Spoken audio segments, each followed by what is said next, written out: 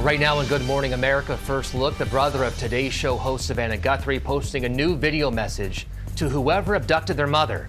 As the search for Nancy Guthrie enters day 6, we're learning about the apparent ransom note. A developing story, a man now under arrest accused of plotting to kill a top member of the Trump administration. Say it ain't so. The coldest air of the season on the move just in time for the weekend, while in parts of the South, the 10th consecutive day of school being canceled. New video of a car crashing through the Detroit airport, what investigators are trying to determine about the driver. President Trump launching a new online drugstore promising discounts on prescription drugs. How it works. Plus, how much someone just paid for this small drawing by Michelangelo hidden for 200 years. Big news in the NFL, MVP and Coach of the Year announced, plus the buzziest Super Bowl commercials, including one guy who took Pepsi to court and is now getting the last laugh. And later, questions being raised after this tennis star stopped everything to check his phone. From ABC News, this is Good Morning America First Look. Good Friday morning. I'm Perry Russell. And I'm Rena Roy. Sophie and Hannah are both off this morning. We begin with the search for Today's Show host Savannah Guthrie's mother, now entering day 6. Her family releasing a new video last night as we learn new information about her suspected abduction. Here's ABC's Andrea Fujii. This morning, a new appeal for Nancy Guthrie's safe return. Whoever is out there holding our mother, we want to hear from you. The brother of Today's Show host Savannah Guthrie posting this message to whomever may have abducted his mother, asking for proof the 84-year-old is alive, now 6 days after her disappearance and without her critical medication. We need you to reach out, and we need a way to communicate with you so we can move forward. But first, we have to know that you have our mom. We want to talk to you, and we are waiting for contact. You have to know if they're alive. You have to know if they have them. And today, the problem is AI generated filming. It's hard to tell. So if they do get some proof of life, that's going to then be turned over most likely to the FBI, where they'll do the technical voodoo they do on it, and they'll identify whether it's AI generated or if it is actually a real proof of life. The FBI says it's taking seriously a possible ransom note sent to multiple news organizations containing descriptions, including Nancy Guthrie's Apple Watch and potential damage to her home. The note demanded Bitcoin as payment and set a deadline for last night, which is now passed, and another deadline for Monday if the first demands were not met. We're also getting a better timeline of the night Nancy Guthrie was last seen. She had dinner and game night at her daughter Annie's nearby home, arriving by Uber. Police interviewed the Uber driver. Authorities say the family brought her home just before 10. 4 hours later, at 1:47 a.m., a doorbell camera was disconnected. At 2:12, a Nest camera detected a possible intruder but was not set up to record images. At 2:28, Nancy's pacemaker app disconnected from her phone, which was left behind in the home. We have nobody of interest or any suspects that you would consider a prime suspect. We're just not there. The good news is we have a stronger timeline, and you can align all your searches on that, especially the telephone search, into that home. See if find the mistake if the perpetrator made it and probably had a phone on. That would help a lot to go a long way to figure things out. The FBI is also concerned about other purported ransom notes or hoaxes. They've charged a California man accused of sending a text message to the Guthrie family demanding Bitcoin. To those imposters who are trying to take advantage and profit from this situation, we will investigate and ensure you are held accountable for your actions. Law enforcement says they've received no information that Nancy Guthrie is being held outside the country, but they're not ruling anything out. A $50,000 reward is being offered for Guthrie's safe return or the capture of those responsible. Perry, Rena. Andrea, thank you. The Pentagon released video overnight of its latest airstrike targeting a suspected drug trafficking boat in the Pacific. Officials say 2 alleged smugglers were killed. It is the 37th airstrike since last fall. At least 128 people have been killed. A man is under arrest accused of plotting to kill a top member of the Trump administration. ABC's Nicole D'Antonio has the details. Nicole, good morning. Well, Perry, good morning to you. A man from Maryland faces attempted murder charges after police say he showed up at Russell Vogt's home. Vogt is the director of the Office of Management and Budget, and officials say that 26-year-old Colin DeMarco was seen on the doorbell camera at Vogt's home in Virginia wearing gloves, sunglasses, and a mask. A neighbor said he appeared to have a gun under his shirt. Now, police say DeMarco also seen riding the D.C. Metro, wanting to confront Vogt about right-wing policies. Court documents claim he wanted to follow in the footsteps of Luigi Mangione, the man accused of killing United Healthcare CEO Brian Thompson. But investigators say they found notes on DeMarco's computer about weapons and getting rid of a body. He also allegedly wrote threatening messages about President Trump. And officials say DeMarco denied having a gun and denied trying to harm anyone. He's due in court later this month. Rena. All right, Nicole, thanks for that. The Homeland Security Department could be forced to shut down in 1 week unless lawmakers can make a deal on changes to immigration enforcement. Democrats have released a list of 10 demands after the shooting deaths of Renee Good and Alex Preddy in Minneapolis. They want to ban agents from conducting roving patrols and wearing face coverings. The top Republican in the Senate calls those demands unrealistic. We aren't anywhere close to having any sort of an agreement. This is not a blank check situation where Republicans just agree to a list of Democrat demands. I'd also like to remind my Democrat colleagues that the only way to get any reforms at ICE is to agree to a bill. The Coast Guard, TSA, and FEMA are among the agencies that would be affected if the deal isn't reached. 3 people were killed and 2 others badly injured after a car crashed into this grocery store in Los Angeles. Police say the 70-year-old woman behind the wheel is cooperating with the investigation. They say the crash was not intentional. In Michigan, there's new video of the car crashing through Detroit's airport last month. Look at this here. Investigators are trying to figure out how the Mercedes crashed through a security pole. They are now waiting for a toxicology report on the driver, who has not been charged. Nobody was hurt. Now to President Trump launching a new online drugstore promising discounts on prescription drugs. This morning, a closer look at how it works. The Trump administration last night launching its new website known as Trump RX, designed to make prescription drugs cheaper. Dozens of the most commonly used prescription drugs will be available at dramatic discounts for all consumers. The website does not sell medications directly. Instead, it offers pharmacy coupons like this or discounts through the manufacturer. The president saying consumers can expect big savings on medications used to treat diabetes, heart disease, and obesity. For example, the popular weight loss drug Wegovy will be discounted to about $150 a month, down from an original price of more than $1,300. Although by late last year, some patients were already paying as little as $199 a month. Trump RX discounts are available only to cash-paying patients and do not apply to those using insurance. The website advises users to check their copay first, because for some, paying through insurance may still be cheaper. This is expected to benefit a very narrow group of Americans, those who, number one, don't have insurance, and number two, can also afford to pay these prices out of pocket. Experts say the program could still help some insured patients. Anybody who has a very high deductible, someone who has limited drug coverage as part of their current insurance plan, this could be very useful for them. According to the website, the biggest savings could be on fertility drugs, which are often not covered by insurance. Now, only a few dozen drugs are currently offered on the website, with more expected to be added. Turning to the weather, even the manatees in Florida have been huddling close together, trying to stay warm this week. And now parts of the country are about to get even colder. In Memphis, Tennessee, schools are closed for the 10th straight day after that historic ice storm. And a tragic story coming out of Camden, New Jersey. A firefighter died after falling through the ice while checking on a boat in the Delaware River. Let's check your Friday forecast.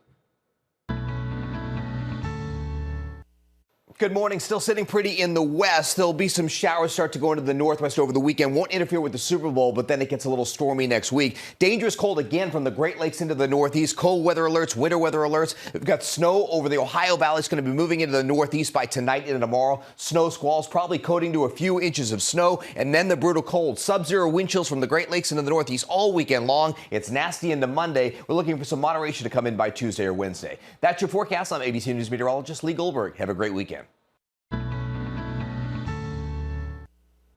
Coming up, the crash involving an Amazon delivery drone. Also ahead, President Trump's new proposal to rename a major airport after himself. And how a 4-year-old ended up getting a summons for jury duty. We're back with an Amazon drone in trouble before crashing into an apartment building near Dallas. The drone falling to the ground where it was smoking. Amazon says it's working to repair damage to the building. The FAA is now investigating. Meanwhile, Amazon is one stock bringing down the markets. Wall Street saw its 3rd straight day of losses after Amazon announced plans to spend $200 billion on artificial intelligence this year.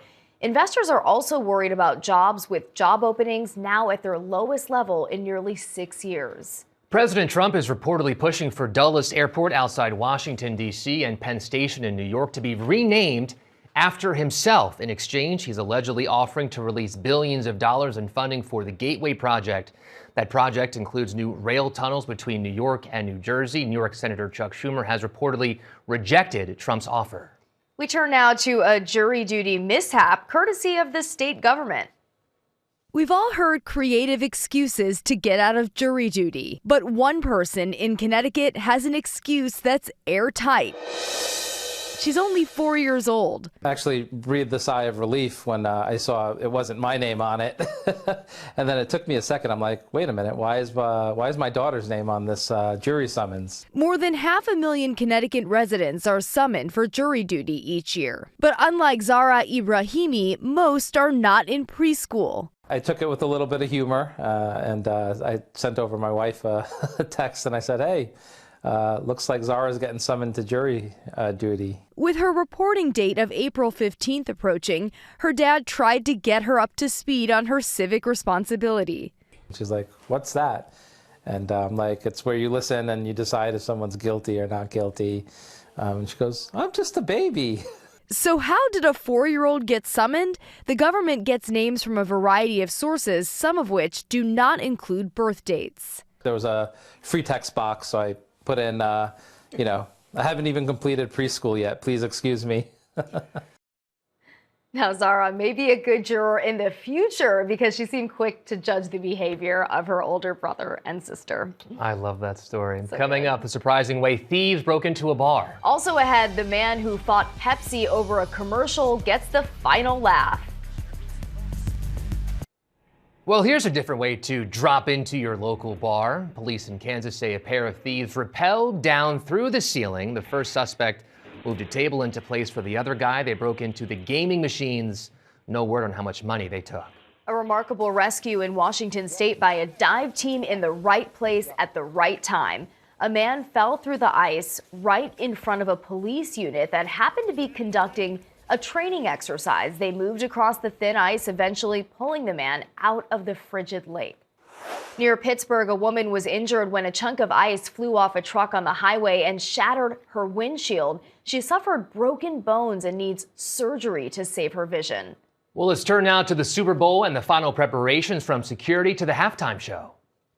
We're just 2 days away from the big game, and if you're struggling to sleep from all the excitement, you're in good company. Last night, couldn't sleep. Think about the Super Bowl halftime show at 4 a.m. Bad Bunny dropping some hints about Sunday's halftime show. It's gonna be fun and it's gonna be easy. He's the first Spanish language artist to headline the halftime show, but says the audience will not need to know his native tongue. They don't even have to learn Spanish. People only have to worry about dance. While Mr. Bunny says you won't need to learn Spanish, that hasn't stopped some from trying. Porque pasan los años y sigo dando palo. Don't think he said that loud. TikToker O'Neal Thomas is helping new fans break down the musician's fast-paced lyrics. This song is like advanced level Bad Bunny, but we gonna get it right. But I don't speak Spanish. Melissa McCarthy taking the assignment seriously, learning Spanish for her telenovela-themed Super Bowl ad for Elf. Well, kind of. Soy un baño. Others appearing in Super Bowl commercials include Sabrina Carpenter. I need a man. Andy Samberg. Sweet sandwich time. Hellman's makes it taste so good. And this guy. 30 years ago, Pepsi ran a promotion that allowed customers to collect Pepsi reward points and trade them for prizes. One ad at the time jokingly offered a fighter jet for 7 million Pepsi points. But John Leonard took that commercial seriously and collected all 7 million points. When he demanded his fighter jet, Pepsi laughed it off. And after a battle in court, so did a judge. But now, finally, redemption. Frontier Airlines offered to trade in Leonard's Pepsi points for 7 million airline miles. Enough to fly free for life. Finally got the jet. Pretty cool. Meanwhile, some big awards in the NFL. Matthew Stafford has been named MVP. Coach of the Year went to Mike Vrabel. Jackson Smith and Jingbo won Offensive Player of the Year. Myles Garrett, Defensive Player of the Year. Congrats to all them. Congrats. Coming up, how much someone just paid for a drawing by Michelangelo. Plus, the tennis star who stopped everything to check his phone. Time to check the pulse. We begin with a record price just paid for work by Michelangelo. Yeah, so it's a 5-inch drawing of a foot, and it was one of his sketches before he started working on the Sistine Chapel. Experts thought it would sell for $2 million, but it sold for $27 million. Ooh. The buyer has not been revealed. All right, next, U.S. skiing legend Lindsey Vonn is doing everything she can to prepare for the Olympics despite a serious knee injury. Yeah, and here's the proof, and it is impressive. Vonn working out with a brace on her left knee. The 41-year-old ruptured her ACL last Friday, but she still plans to compete in 3 Olympic events starting Sunday. Talk about dedication there. And the U.S. women's hockey team is off to a winning start in Milan. They beat the Czech team 5-1. Next up, Finland tomorrow. Next, a tennis star raising eyebrows after, get this, checking his phone during a match. Ugo Humbert ranks number 38 in the world. He was up 4-3 at a tournament in France when he walked over to his bag and picked up his phone. Had to check his phone, apparently. Got to check the phone. Not clear why he did it. He then lost the match. Yeah, well, phones and tennis are not a good mix, but NASA is allowing astronauts to take their phones into space for the first time. NASA saying phones will allow them to capture more spontaneous moments. And next, humans apparently aren't the only ones who can use their imaginations. A new study finds apes may also be able to play pretend. So researchers poured imaginary juice for an ape named Kanzi, and he played along. He did the same with fake grapes in a jar. Oh, so cute. Some scientists are skeptical because Kanzi was raised in a lab around humans. They say they won't be convinced until he pours out the non-existent juice himself. That'll be the real test. And finally, some entertainment for drivers at a red light in Colorado. They had a front row seat when this fire-juggling unicyclist performed in the intersection. A local police officer saying this was not on our bingo card. Just get out of the way. Yeah. Top headlines next. Checking more top stories, Today's Show host Savannah Guthrie's brother has released a new video pleading to whomever may have kidnapped their mother to prove she is alive. The FBI says it's taking seriously a possible ransom note, which included 2 deadlines, one last night and one Monday, but so far, no suspects. The U.S. is sending $6 million in humanitarian aid to Cuba. The island faces fuel shortages and blackouts as the U.S. disrupts Venezuelan oil shipments. New details in the baseball gambling scandal. Court documents accuse Cleveland pitcher Emmanuel Clase of rigging pitches in 48 games, far more than initially revealed. He has pleaded not guilty to wire fraud and other charges. The NFL will host its first game in Australia next season. It will be the 49ers versus the Rams down under. Today's weather, snow in the Midwest and Northeast, then dangerous cold through the weekend. Even parts of Florida are chilly. And finally, another Golden gathering in Golden. Here's Danny New. If you're the town of Golden, Colorado,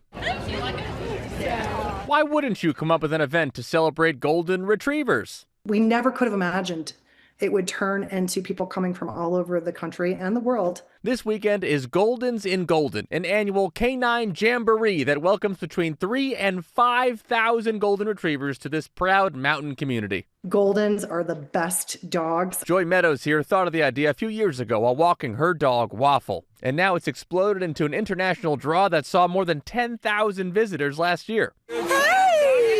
Now, contrary to popular belief, all dogs are welcome, even though there have been some disguises over the years, like this boxer mix who almost fooled you in his blonde wig. Tom Cruise could never be so slick. And non-dog owners like this reporter are always invited to come pet thousands of dogs too, but this year has some fun new wrinkles. For example, an election. Right now the ballot box is open to vote on multiple awards, including honorary mayor. Candidates include Cash, Millie, Hero, Phoenix, and the candidate you'd want to have a bone with, Baxter. All of them are so cute, and it was really hard to get down to the 5 finalists for each category. City Communications Director Meredith Ritchie tells me this year's Goldens and Golden will also feature its first ever fashion show with prizes. Just be careful though, one of the models you're looking at could really be Secret Agent James Blonde. And guys, if you're wondering about cleanup for such an event, join Meredith to say one of the hardest parts is all the tumbleweeds of golden fur that just blow all over the town for quite a while, which makes sense. That's your Good Morning America First Look. Have a great Friday, everyone.